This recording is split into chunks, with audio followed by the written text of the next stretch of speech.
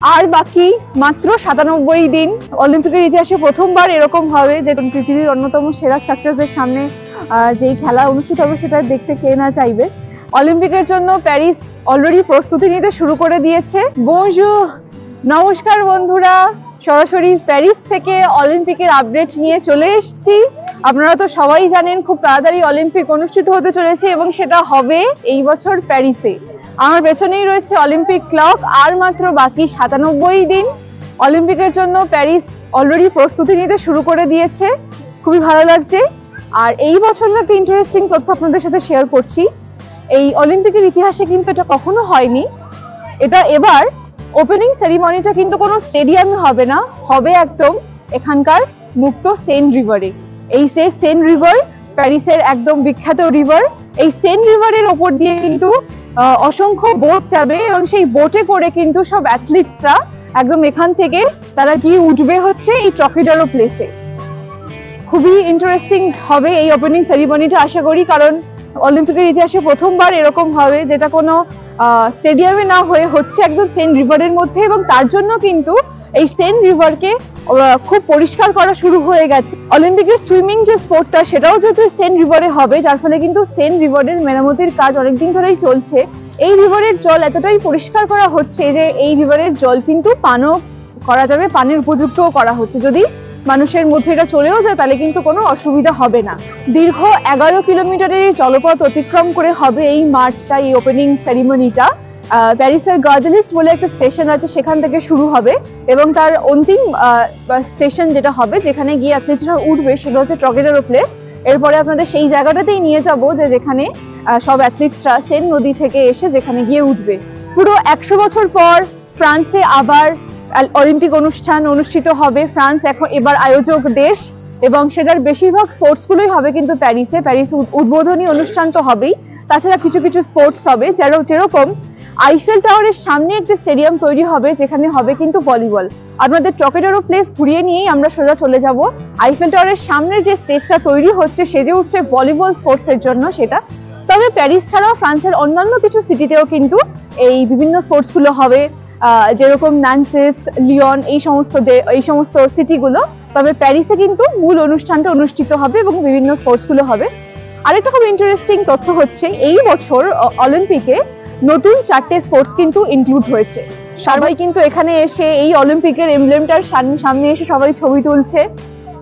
মানে একটা চিরস্মরণীয় একটা ঘটনা। এই অলিম্পিকের আয়োজন করছে এবার ফ্রান্স। আমিও একটা সুযোগ পেলাম এখানে আসার।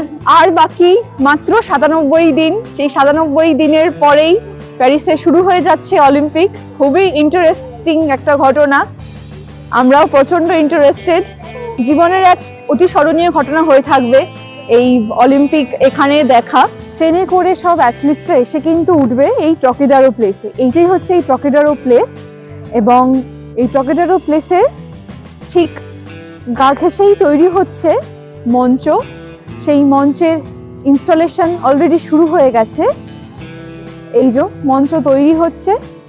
এই ট্রকিডারো প্লেস কিন্তু ঠিক আইফেল টাওয়ারের অপোজিটেই রয়েছে।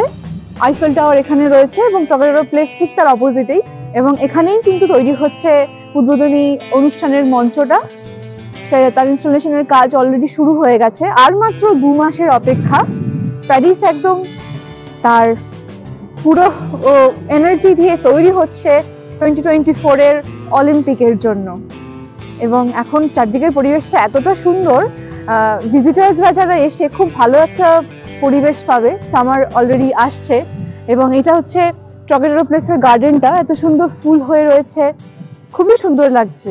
বন্ধুরা, আমরা চলে এসেছি ঠিক আইফেল টাওয়ারের কাছেই, আইফেল টাওয়ারের গার্ডেনটা যার নাম শম্প দে মার্শ। এবং এই যে এটা আইফেল টাওয়ারের গার্ডেন। আইফেল টাওয়ারের ঠিক সামনেই চলে এসেছি এবং ইন্টারেস্টিং ব্যাপার হলো ঠিক এই আইফেল টাওয়ারের সামনেই এই জায়গাটাই তৈরি হচ্ছে স্টেডিয়াম যেখানে খেলা হবে ভলিবল। এটা একটা খুব চমকপ্রদ ঘটনা যে একদম আইফেল টাওয়ারের সামনেই স্টেডিয়াম এবং যেখান থেকে ভলিবল খেলা অনুষ্ঠিত হবে। এইবার প্যারিসের যে আইকনিক স্ট্রাকচারগুলো আছে সেগুলোকে কিন্তু কাজে লাগানো হচ্ছে।